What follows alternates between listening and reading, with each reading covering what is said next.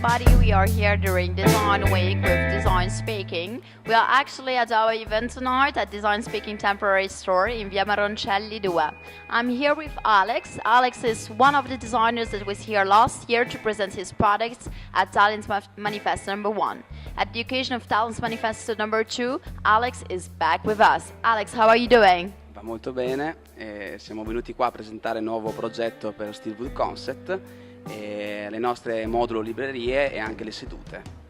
So actually Alex is back to show a new project. It is about a steel and wood project that is with seats and also tables. So tell me more about this because I know it's multifunctional. Raccontaci più sul progetto perché so che è anche multifunzionale. Certo, praticamente abbiamo creato questo modulo con cui possiamo fare con lo stesso elemento in metallo varie possibilità, un modulo da 1, da 2 e da 4. E quindi abbiamo ridotto anche i costi creando una bella armonia nella forma di questo oggetto. Eccoci. So actually it's really interesting because what he decided to do is going to do the form of the steel, the shape of the steel in different ways so that he could do different models. So of course you have the model of 1 person, 2 person or a table. What is actually is interesting is that you can use it in different ways. So you can use it for seating, you can use it as a table, but you also can use it as a library. Per quanto riguarda invece la lavorazione del legno e del metallo? Allora, abbiamo, per quanto riguarda il legno, l'abbiamo trattato con le nanotecnologie, quindi è idrorepellente, comunque mantenendo un effetto grezzo per quanto riguarda la finitura noce canaletto.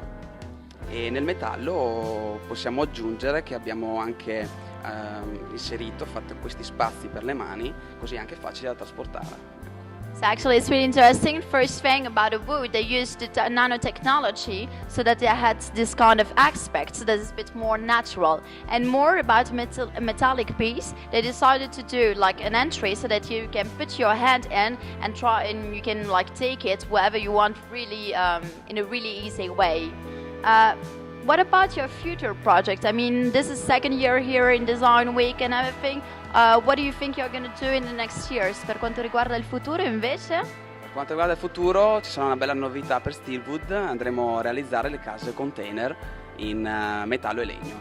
Comunque il prossimo anno appunto vedrete le novità. So actually, for the next years, there are going to be a lot of new things for Steelwood. They are actually thinking about doing some more projects in wood and steel. So it's really interesting. Keep on going with Design Speaking. Thank you very much. Grazie mille, Alex.